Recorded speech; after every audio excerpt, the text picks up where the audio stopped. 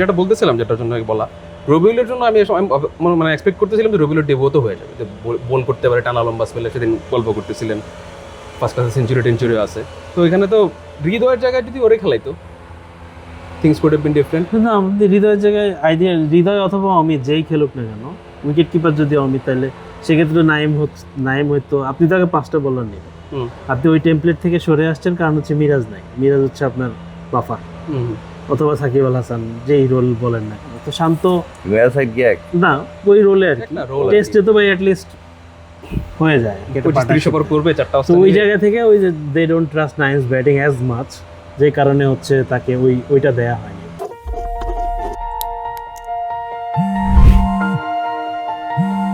এক মিনিট।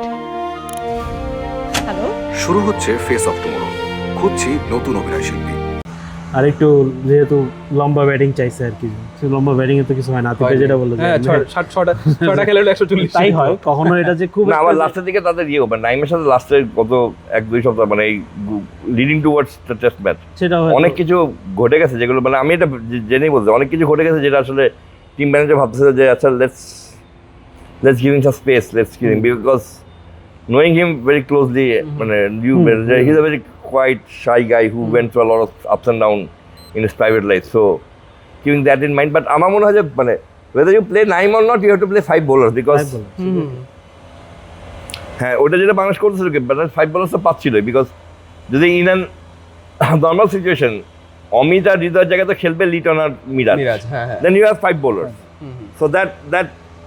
মানে that's where Bangladesh but তারপরেও মানে with a team against a team like Zimbabwe,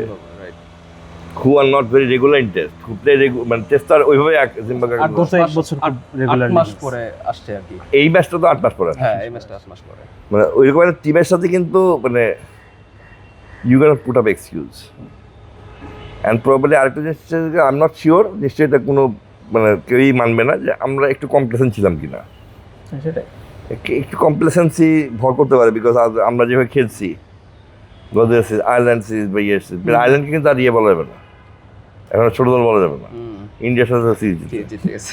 তো আপনি এখান থেকে আয়ারল্যান্ড ছোট দল বলবেন। আমার কাছে মনে হয় এই টেস্টটাকে মানে বাংলাদেশ আর কি have taken this as a মানে এক্সপেরিমেন্টাল প্লেস, যে let's experiment what we have in store, rather than let's go for results and all those things, let's experiment, because আপনি তো মেসি হাসান মিরাজকে ছুটি চাইছে, তাকে আপনি ছুটি দিচ্ছেন, আপনাদের আর্জেন্সিয়া যে জুয়ার প্রথমে বলতো যে আর্জেন্সিয়া থাকলে হয়তো ছুটিটা দিতেন না, জিম্বাবুয়ে বলে অ্যালাউ করতে পারছি আমি, হ্যাঁ ওই আর্জেন্সিটা ছিলই না যে আমরা তো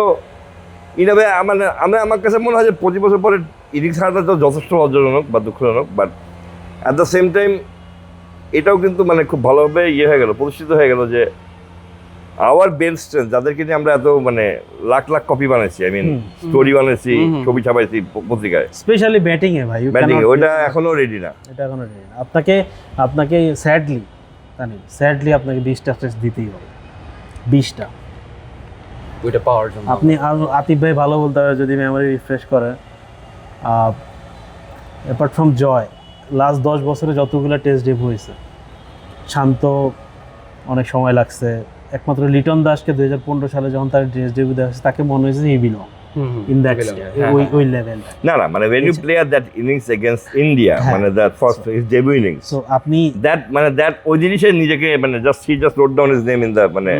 এছাড়া আপনি কয়জনের নাম বলতে পারবেন যাকে মনে হয়েছে যে